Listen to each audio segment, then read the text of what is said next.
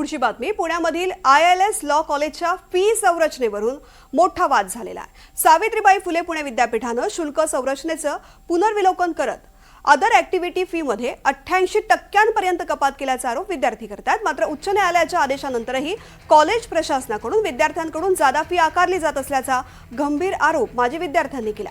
या प्रकरणी विद्यार्थ्यांनी न्यायालयामध्ये धाव घेतल्यानंतर फी संरचनेमध्ये बदल करण्यात आल्याचे सांगितलं जातंय। तरी सुद्धा विद्यार्थ्यांना स्पष्ट माहिती देण्यात आली नसल्यामुळे शैक्षणिक संस्थांच्या शुल्क पद्धतीवरती पुन्हा प्रश्नचिन्ह उपस्थित झालंय। गौरवशाली परंपरा असलेल्या ILS लॉ कॉलेजच्या फी कमी करण्यासंदर्भात माजी विद्यार्थ्यांनी न्यायालयीन लढा दिला, परंतु अजूनही ILS लॉ कॉलेजकडून जास्तीची फी आकारली जात आहे आणि या संदर्भात विद्यार्थ्यांनी सावित्रीबाई फुले पुणे विद्यापीठामध्ये दाद मागितली होती। त्यांना सावित्रीबाई फुले पुणे विद्यापीठाने अधिकृत कळवलेलं आहे की ILS लॉ कॉलेजची फी कमी केलेली आहे, परंतु अजूनही ती फी वसूल केली जात नाही आहे अशा पद्धतीचा आरोप त्यांचा आहे। नेमकं या संदर्भात जाणण्यासाठी आपल्याकडे अर्जदार आहेत। ॲडव्होकेट कृष्णकांत साठे, NDTVमध्ये आपलं स्वागत। नेमकं आत्ताचं सद्यस्थिती काय आहे? ILS लॉ कॉलेजची फी किती आहे आणि किती वसूल केली जाते? ILS लॉ कॉलेजच्या संदर्भात सर बोलायचं झालं तर 40,000 रुपये ॲप्रॉक्स आपण जर बघितलं तर ओपनची फी आहे। ह्या ओपनच्या फीमध्ये other activity fee, tuition fee, other than activities fee ह्या सगळ्या गोष्टी कॉन्स्टिट्यूट केल्यानंतर ती तेवढी फी बनते। परंतु ज्यावेळेस आम्ही 8 मेला विद्यापीठाकडे अर्ज केला की बाबा 2026-27 शैक्षणिक वर्षासाठी BLLB आणि LLBच्या कोर्सेससाठी किती फी तुम्ही अदर ॲक्टिव्हिटी फीमध्ये निर्धारित केलेली आहे, सर ती फी आहे 4,320 रुपये। आपल्याकडे माजी विद्यार्थी वेदांत कुलकर्णी आहेत। न्यायालयाने नेमके काय आदेश दिले?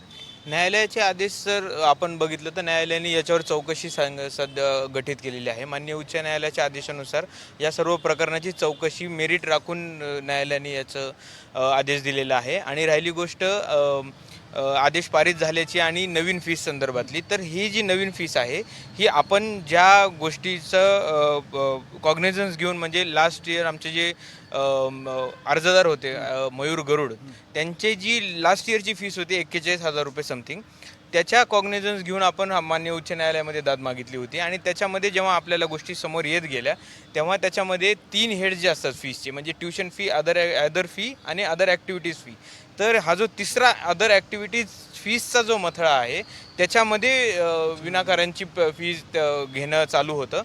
एकंदरीतच 1 ते 1,500 माजी विद्यार्थ्यांनी फी परत द्यावी म्हणून अर्ज केलेला होता, त्यावर काय अंमलबजावणी झाली?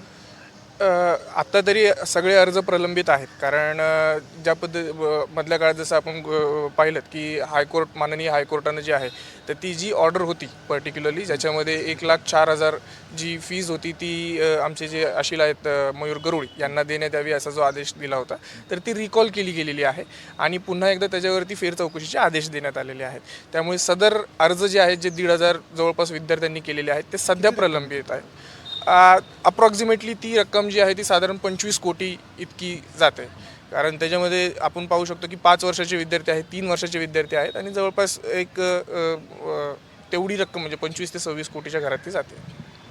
आपण या ठिकाणी पाहिलेलं आहे की ILS लॉ कॉलेजकडे जवळपास 25 ते 30 कोटी रुपयांची माजी विद्यार्थ्यांची फी बाकी आहे आणि विद्यापीठाने आता काही दिवसांपूर्वीच क्लिअर केलेलं आहे की ILS लॉ कॉलेजची फी ही 4,500 जास्त नाही। कॅमेरामन निकेतन मानेसह यशपाल सोनकांबळे, NDTV मराठी, पुणे।